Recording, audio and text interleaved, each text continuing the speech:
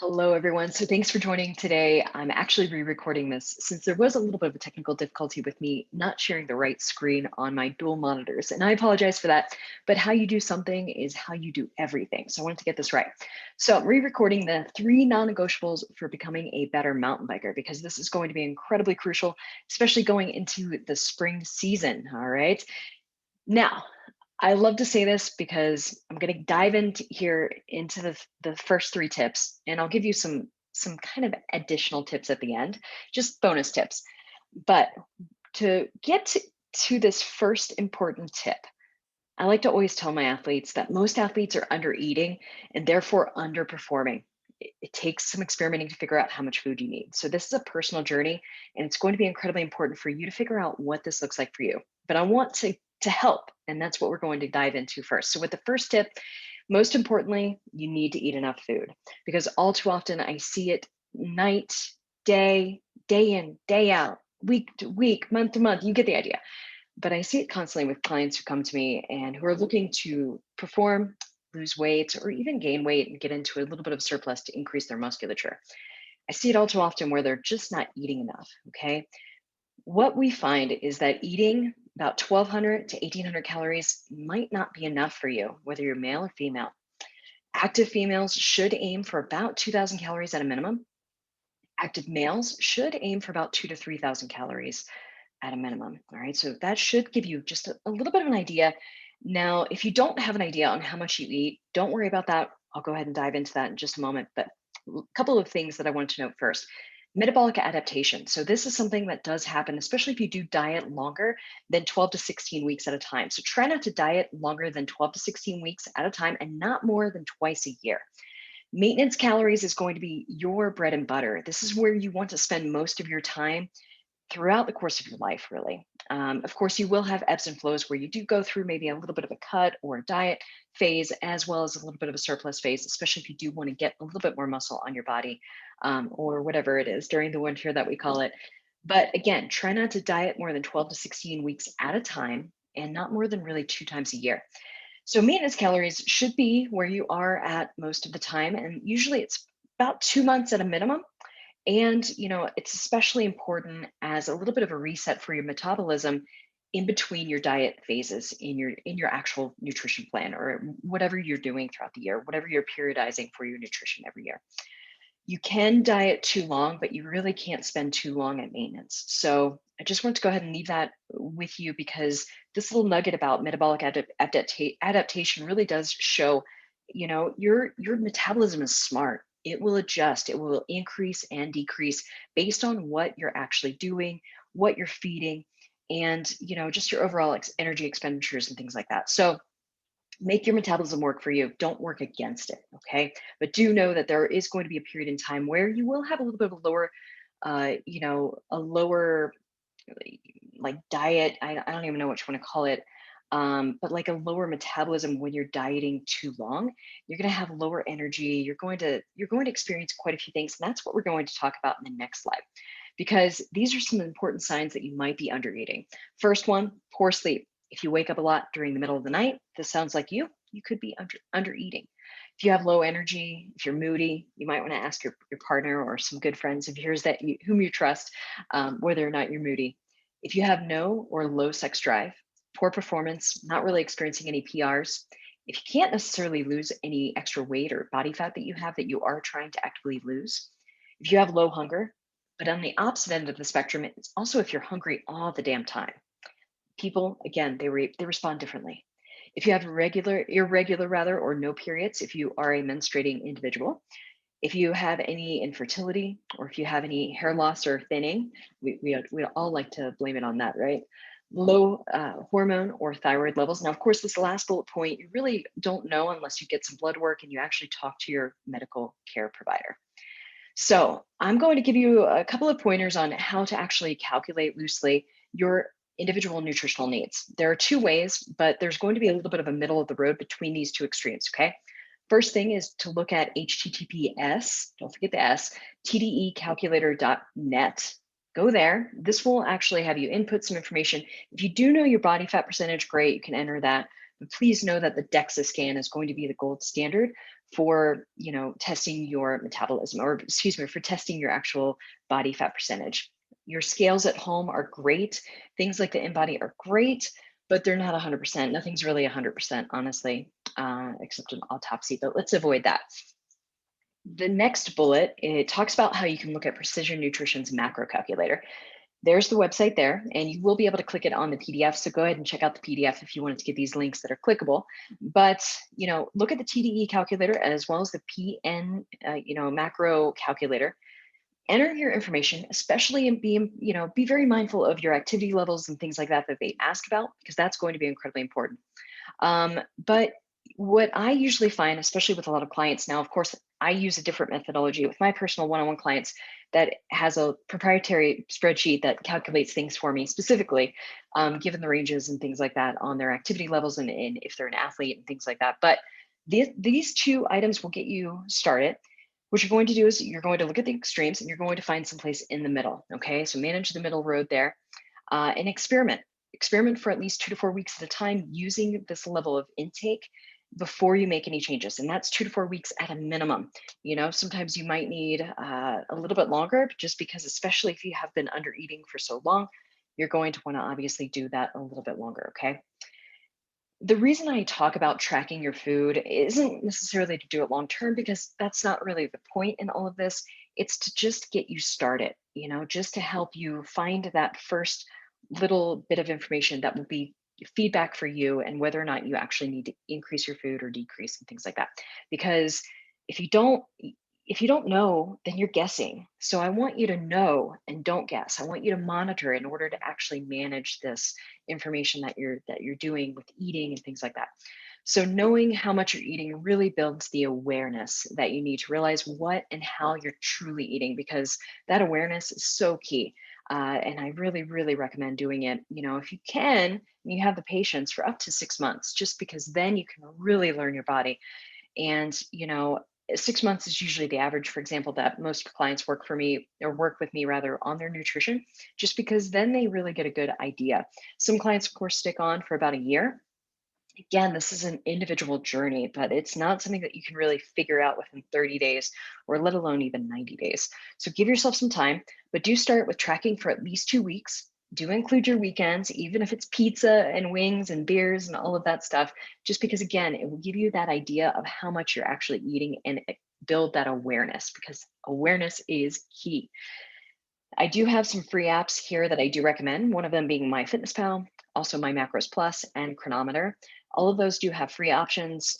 Chronometer is actually a really great app. I know a lot of folks do tend to go for MyFitnessPal. My only suggestion with all of these apps is, do not link these apps to your energy output apps like Strava, or any of your wearable devices like Garmin, Fitbit, Apple Watch. Do not link them, because what's going to happen is, if you link them, whenever you burn calories, it's actually going to increase your caloric intake, and it's going to just kind of throw everything off. So don't do that, because these apps tend to have a little bit of a bad, or a poor algorithm, I should say, when it comes to actually calculating your actual nutrition intake that you should be doing. Last but not least, tracking your food does eliminate guessing. It doesn't need to be forever. Like I said earlier, a food scale would be a great thing to do. It's not something that's supposed to be stressful. So, start by maybe just weighing your protein, or weighing, your carbohydrates or fats. I would really recommend starting with your protein, because that will really dial in, how much food you're actually eating, and making sure that you're actually eating ample protein. My note here does talk about how we don't really know what a peanut butter serving is, do we? Because we all, like to think that peanut butter is, a larger serving than it is actually on the nutrition label. So why is this important? Again, briefly tracking your food helps build that awareness of what proportion and portion of foods you eat in relationship to your entire diet. So this is really going to be helping you look at your proteins, carbs, and fats overall. And because the biggest thing that I do see time and time again with my clients is, when they first start working with me, the biggest complaint that they have is, hey, Jen, I eat really clean, I eat really well, I'm healthy, but I'm just not, seeing the goals that I'm going after. More often, it's usually losing weight or extra body fat. But here's the thing is, eating clean doesn't really exist per se. It's kind of this misnomer, unfortunately, but it also doesn't mean that you're really necessarily eating the right amount of foods that your body needs. So that's why tracking your food can really, again, build that awareness into how much food you truly are eating and just get you accurate AF. Last point here is having awareness around what you eat is certainly paramount to your overall performance as well as your aesthetics. Okay. So if you do have a little bit of a vanity reason in there, it's for good reason. So tip number 2 is to increase strength to handle the trails, especially if you're a mountain biker. But I know we have a couple of road cyclists who've joined us, as well as some cross country cyclists, enduro, things like that. Doesn't really matter what form of mountain biking you do or cycling you do, you're going to have the strength to actually perform. The stronger you are, the more power you can translate to your pedals. Okay, so keep that in mind. I'm going to say that again because it's incredibly important. The stronger you are, the more power you can put on those pedals. That means your climbing will be easier. Your descending will be a hell of a lot smoother. Your body also becomes a lot more resilient in the process to injury. And the more strength that you have, believe it or not, the better your endurance can actually be. Because when you have a program that's actually properly programmed for you in terms of progressive overload, increasing weights, increasing reps, increasing tempo, things like that, having you progress over time, that's when you're actually working in those rep ranges that work in favor for you and work really well for you. And when you're working in those rep ranges, you are ideally also building endurance and power and things like that. So don't think that strength only builds strength. It does, but it also does help you build endurance. It does also help you build mental resilience. So not only physical resilience to help prevent you from shoulder injuries, knee injuries, and things like that for when you, if and when you do crash, unfortunately, knock on wood with mountain biking, but it also really ultimately helps you become mentally resilient because you're having to go through the motion with these lifts, and you're really paying attention to how your body is moving and how your body is functioning. And that, in essence, when shit gets heavy, you are showing up and you're putting forth the effort, you're putting forth the work. And what's really awesome about that is you're building that mental capacity to help you on your climbs, on your trails, on your local trails, and on the descents that might scare you. So building strength does really help with building mental resiliency as well. All right, so how to incorporate strength. I'm just going to briefly go through this just because it's incredibly important, but I'm not here to design a plan for you because I've already done that. That's part of the group plan. But how I recommend incorporating strength is to aim for the main movements, which include squats, deadlifts, any type of push or press, as well as any type of pull like pull up. So push and press is a lot like benching, push ups, things like that. Pressing is going to be anything overhead. And then we also have, snatching, clean and jerks, things like that that are going to really build powerful movements. Okay. What I usually recommend is lifting at least, at a very minimum, twice per week during the season. All right. This is during the actual biking season.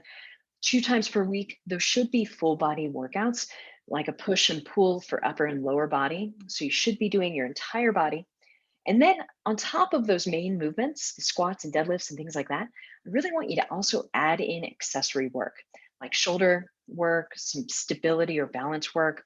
Core is incredibly crucial. I cannot say enough good things about core because the core is really that center of every movement that you're doing on the bike. Okay, just think about how involved that core is for you. Okay, you don't need to have a six pack, although we all do have a six pack. You might not be able to see it or not, and that's fine. But do also work on different ranges of motion and things like that in that accessory work and in those main lifts as well. Then finally, you can add in rides based on your own goals, your energy levels for the week, as well as your schedule, because this is your workout program. Okay. Now, I can't talk about stress without actually talking about recovering from that. All right. So, strength is a stressor on your body. So, I can't necessarily leave the recovery piece out of that because then you're not really going to adequately build that strength. Okay. Now, don't neglect recovery. Recovery does include sleep. It does also include the nutrition piece that I did talk about. So, eating ample food, eating enough is all a part of that recovery piece. Do try to aim for a minimum of 7 hours per night of sleep, and this should be quality sleep. You should feel fairly well rested upon waking up. You might feel a little bit groggy, and that's fine because we all sleep a little bit differently. Keep in mind, I'm saying this with a caveat. If you are a new parent, you're not really going to get adequate sleep. Or if you are a new puppy parent, which I know a lot of folks have been doing over the last few months, you're not really going to be getting adequate sleep. So be gentle with yourself. Just try to get as much quality sleep as you possibly can. Next thing, hydration. Hydration really does help with your recovery overall. My rule of thumb is to try to aim for 50% of your body weight in pounds. So take your body weight in pounds, cut it in half, divide by two. That's how many ounces of fluid you should be aiming for a day at a minimum. All right. Then on top of that, whenever you sweat, every hour of sweat, try to aim for about 16 to 20 ounces of liquid. If you're a salty sweater, obviously you can add in some electrolytes if you need to as well. Definitely add in electrolytes if you're doing a little bit more endurance. Yeah, something that's a little bit more like a longer duration. Don't forget to mobilize, stretch, and work out the ranges of motions. Definitely stretch those lats, stretch those glutes, stretch the calves, especially for mountain bikers. We tend to neglect our feet and our calves. And our calves are really active on the bike because we're on our pedals. Our pedals are a really important, but touch point on the bike. And sometimes we can neglect actually stretching our calves enough. And any type of limited ankle mobility, I find, does create knee issues, hip issues, and things like that up and down the stream on your body. So do make sure that you take just a few minutes after your workout and after your rides, kind of stretch out, foam roll, do whatever makes you happy. I do recommend consuming mostly whole foods. So I'm going to touch upon this again. I know it's part of nutrition, but still it does incorporate into the recovery piece really well. So consume mostly whole foods, minimize how much processed and fast foods you do eat. That's not to say that you cannot or you should not eat those things. Of course you can. Just don't have them be a main staple of your diet. And keep in mind processed foods, there's a spectrum for processed foods, I mean, hell, apples that you pick off the tree, the process of picking the apple off the tree, it's a process. But that's going to be a lower on the spectrum scale here when it comes to processed foods. Apples are going to be a lot less processed than, the golden grams that I have sitting in my cabinet right now. So just know there's a range. Where you want to fall on that spectrum, totally up to you. Last but certainly not least, take some rest days per week. All too often, I've had new clients come to me, new athletes come to me where they're not taking any rest days at all. They're training 6 days a week, and they're wondering why they're kind of feeling low sex drive, not sleeping well, things like that. Try to aim for 1 to 3 days per week. Sometimes I take up to 3 days per week personally, just because that's what my body needs. Try to find what you need, but I'd say even if you're doing 1 day of rest per week, try two, especially if you are feeling a little bit crummy right now. Crummy is the scientific term, by the way.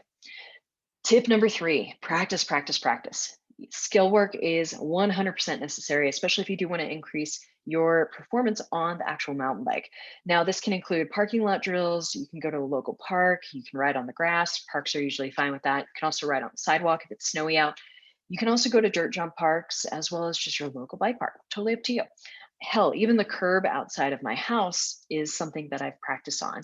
So please know that your environment can be used really effectively to actually practice a lot of the skills that you want to do. So when I talk about skills, we're talking about front wheel lifts, rear wheel lifts, some bike body separations, doing that windshield wiper with those handlebars, just moving from the elbow, kind of like a scarecrow. And, doing some bunny hops, hopping the curb, hopping a parking, pillar, post thing, whatever you want to call it. Gosh, wheelies. Wheelies are great. Manuals. You can even do like little pop-ups.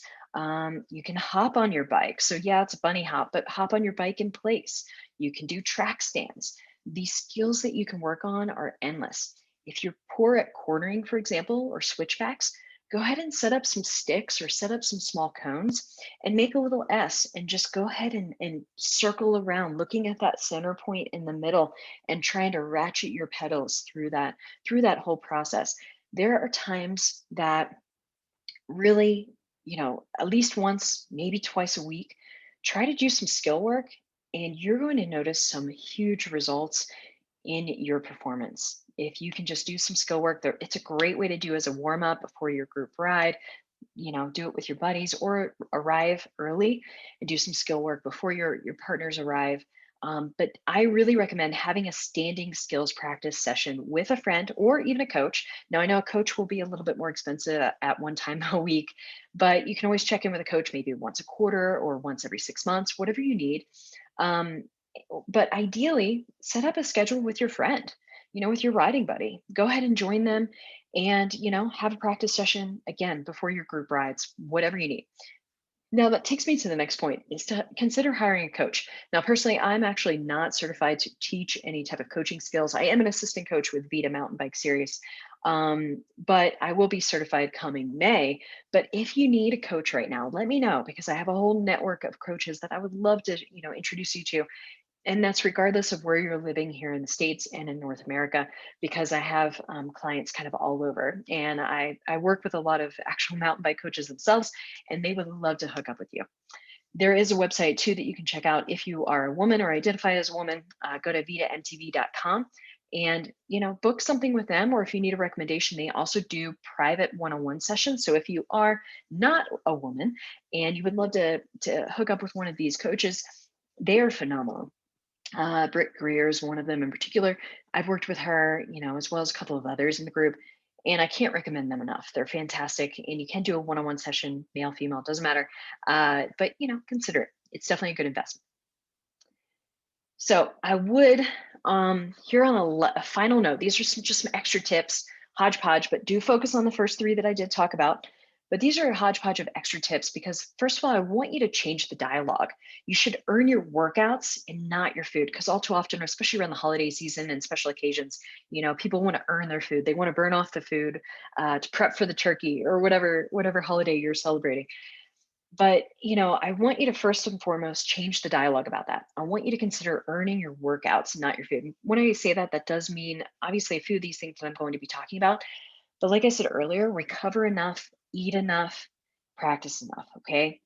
First thing, be aware of caffeine consumption. So while caffeine and coffee is amazing, it can also creep into your stressor overload kind of period. So, work is a stressor, working from home is a stressor, having kids studying from home is a stressor.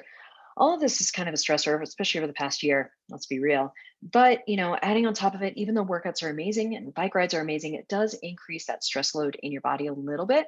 So just be careful of caffeine consumption. I usually try to recommend no more than 20 ounces per day, which is basically venti at Starbucks. Do try to move more throughout the day. I'm actually at a standing desk. It's been the best investment I've ever made in well, next to my mountain bike and my dog. But this standing desk has been a great investment in my life. It's a sit to stand desk.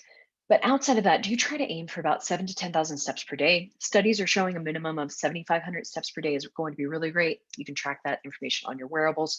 But generally speaking, that's going to be an hour to an hour and a half of walking, just at a steady pace. So if you have a dog, try to go for 2 30-minute walks per day if you can.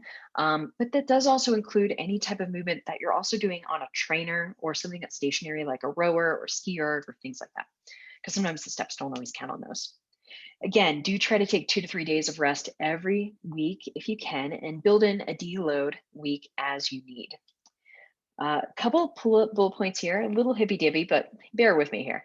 Manage stress as best as you possibly can. I really recommend that you look into box breathing as well as 90-90 breathing. You can Google these. YouTube has some videos. I'm actually hoping to make some videos on this as well. But this is incredibly important, especially after workouts, to help you downregulate after the stressful workout and after lifting and after even biking.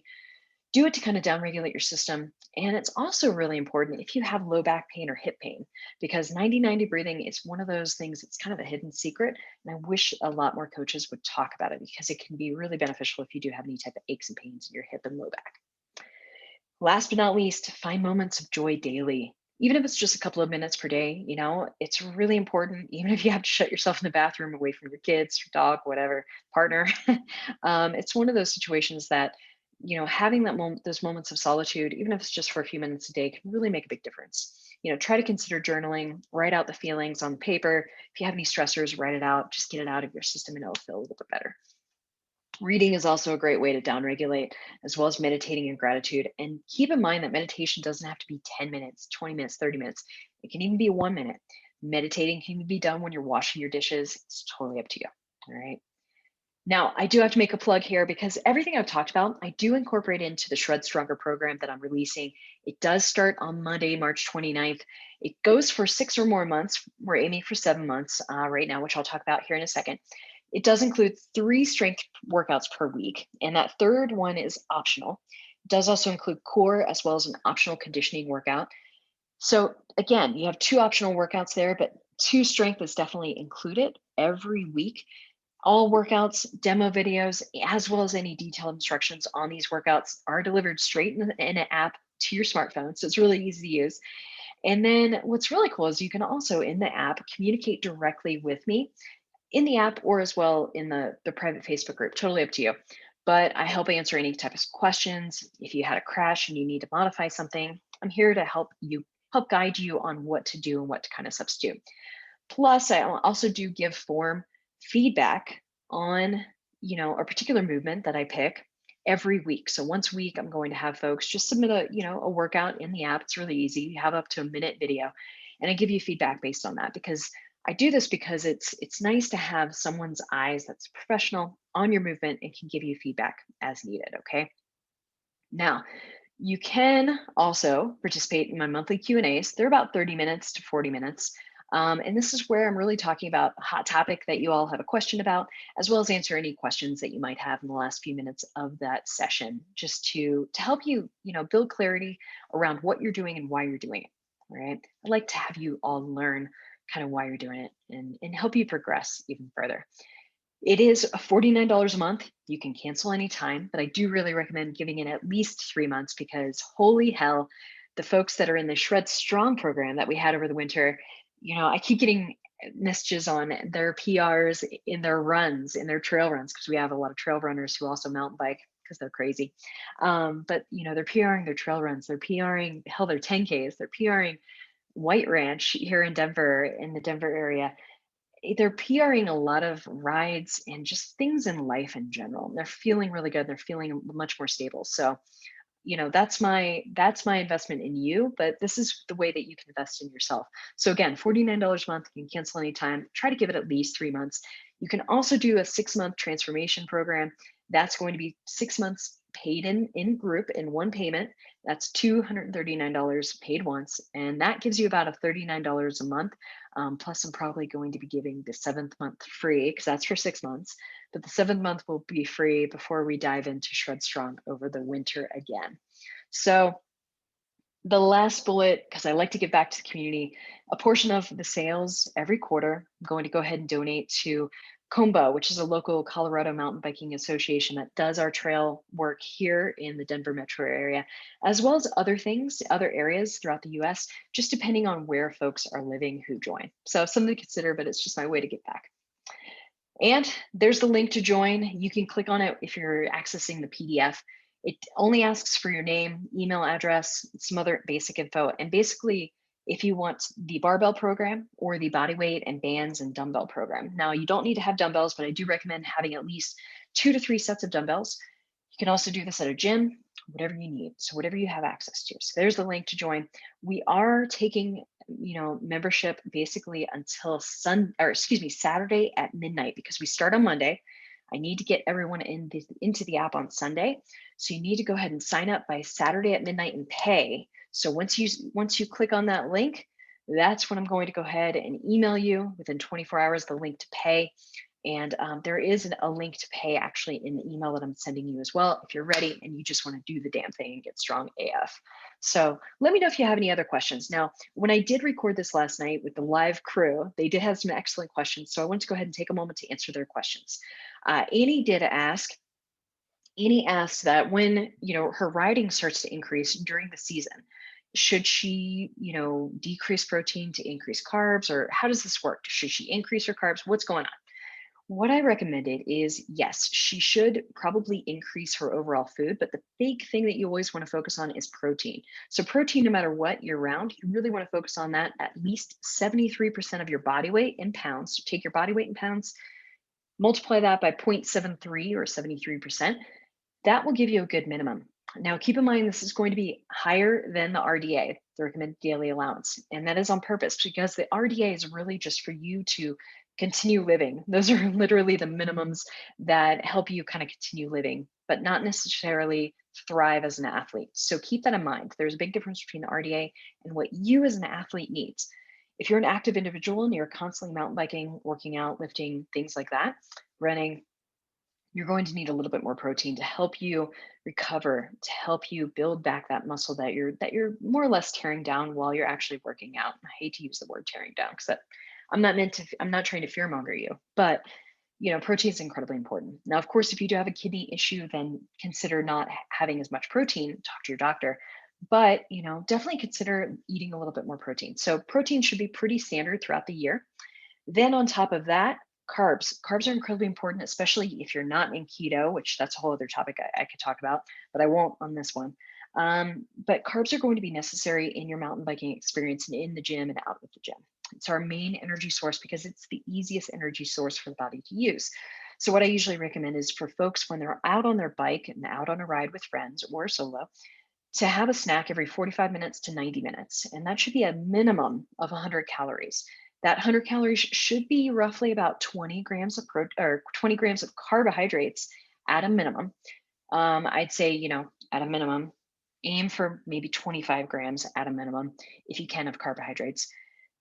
But again, people are going to be different. So I'm 5'2", I weigh about 120 pounds. I usually need at least 100 calories every 45 minutes to an hour. That works for me and my personal energy levels. But what I really recommend is you all to try this. Some folks that I work with do need upwards of 300 to 400 calories every 60 to 90 minutes. Again, it's all different. But what I do recommend is staying ahead of that hunger. Don't wait till you're hungry to eat while you're out on the trail because then it's kind of too late. You want to eat a little bit, even if you're not hungry, especially if you've been doing an intense climb, any type of intense, riding. You're trying to keep up with people. If you're a local high school team or middle school team coach, then you understand trying to keep up with those kids, you need a little bit more energy. So try that and see how it goes. All right. The other question that I also had was my favorite protein, which I'm going to answer in the email because it was asked in the chat box. And the favorite protein for me personally, I like Legion Athletics protein. It's fantastic. They do make a plant-based protein as well. Their Dutch chocolate, amazing. It's my favorite. They also have a really good vanilla as well. I just get the Whey Plus. Whey Plus is my go-to personally, but I also really do like the Enduro Bites plant-based protein. It's brand new. They just released it in the last 2 months. It mixes so well. It is the best plant-based protein. So if you're dairy, intolerant of dairy, things like that, definitely check it out. Excuse me. Definitely check it out because it mixes really well. It's not chalky and it's just delicious. All right. So I'm going to go ahead and stop my share and exit out of here. But anyways, I hope that you really got a lot out of this. If you have any additional questions, let me know, especially regarding Shred Strong. Again, you have until Saturday at midnight, and that is Mountain Time. All right, because then I'm going to hustle and get everyone uploaded and ready to start come Monday. But again, what you really need is for the barbell program, at least a barbell, definitely some fitness bands of some sort. I really prefer like the larger loop bands, kind of like these. They're called super bands. These are fantastic. But really any bands that you have, whether they're TheraBands, mini bands, whatever, we can make things work, okay? I have a suggestion for anything. But you don't necessarily need access to a gym. I have a lot of clients who actually don't have any gym access at all right now. So, it's kind of all based on what you particularly need and what you particularly are comfortable with doing right now. If you want to go to the gym, fine. If you don't want to go to the gym, fine. I have a home gym personally. I actually do this program myself. It is what I do every week. So I'm programming for myself and for you all. So kind of cool, but that's how much I believe in it. Okay. Anyways, if you all have any questions, hit me up in the DMs at Shift Human Performance on Instagram, or you can email me, jen@shifthumanperformance.com. I'm here to answer you, and I hope you have a beautiful day, and I hope to see you in the group. All right. Talk to you soon. Bye.